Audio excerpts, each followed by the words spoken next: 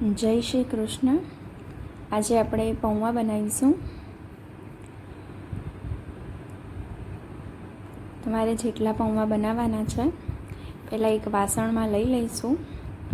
એને સારી રીતે ચાળી લેવાના છે તમારે અને સાફ કરી દેવાના છે. પછી એને 2 પાણીથી ધોઈ દેવાના છે સરસ રીતે.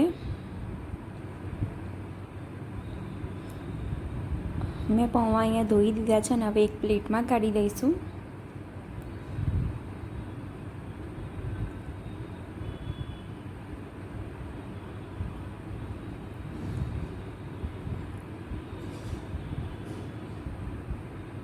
હવે આની અંદર આપણે મસાલા કરી દઈશું. હિંગ લીધી છે મેં થોડીક. લાલ મરચું, મોસ્ટલી લોકો લાલ મરચું નથી નાખતા, લીલા મરચાંનો જ ઉપયોગ કરે છે તીખાસ માટે, પણ મને ગમે છે એટલે હું આની અંદર લાલ મરચું નાખું છું. ધાણા જીરું નાખીશ. તમારી સ્વાદ પ્રમાણે તમે મીઠું લઈ શકો છો. મેં અહીંયા 1 ચમચી મીઠું ઉપયોગ કર્યો છે.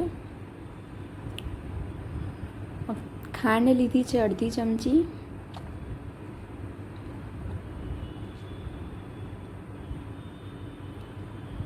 આની જ અંદર હું લીલા મરચાં પણ નાખી દઈશ. તમારે વઘાર કરો ત્યારે પણ તમે એડ કરી શકો છો.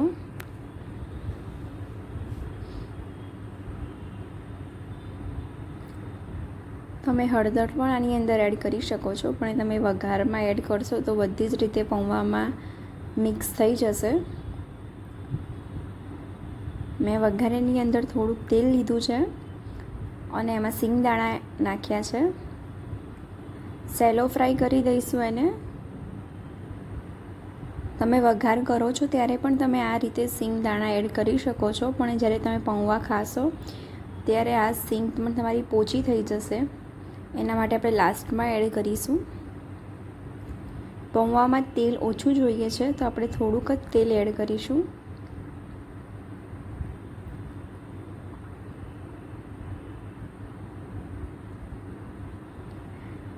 તેલ ગરમ થાય છે એટલે આપણે લીમડાના પાન એડ કરીશું અને ઝીણી સમારેલી ડુંગળી લીધી છે. આ જ ટાઈમે તમે બટેકા પૌવા બનાવવા છે, તમે બટેકાનો ઉપયોગ કરી શકો છો, ઝીણા સમારેલા.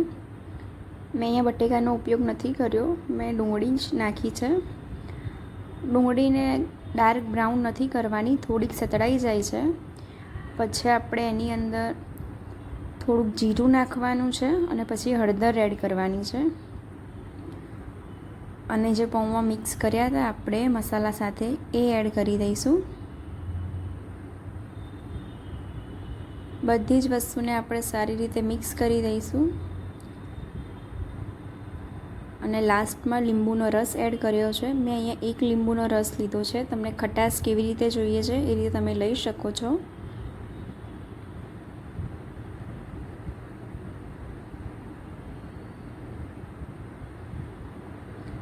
ફરીથી આપણે સરસ મિક્સ કરી દઈશું.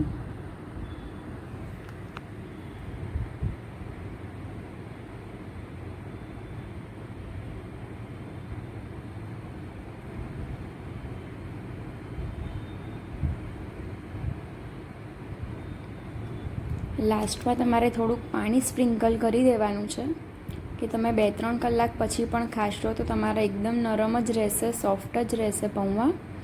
અને થોડાક કોથમીર એડ કરી દઈશું, લીલા ધાણા.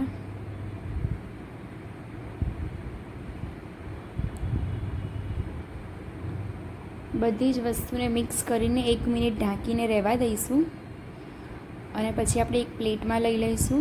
એની ઉપરથી મેં થોડીક ડુંગળી એડ કરી છે અને જે સિંગદાણા આપણે સેલો ફ્રાય કર્યા હતા એ મૂક્યા છે. અને ઝીણી સેવ લીધી છે, nylon save.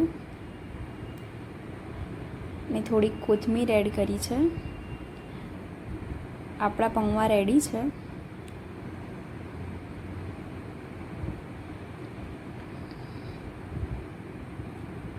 Thank you for watching.